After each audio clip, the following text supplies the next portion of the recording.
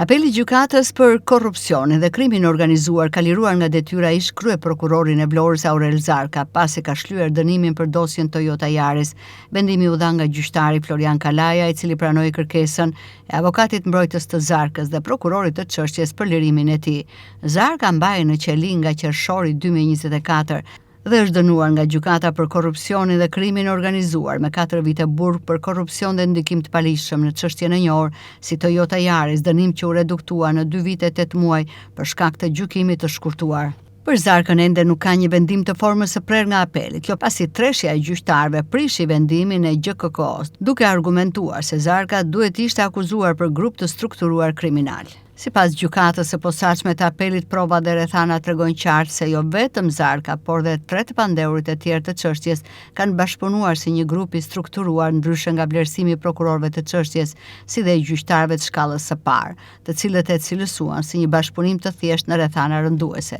Menjëherë pas vendimit të apelit, Zarka bëri rekurs, gjykata e lartë e zhbëri vendimin e apelit dhe e ktheu për rishqyrtim me një tjetër trup gjykuese.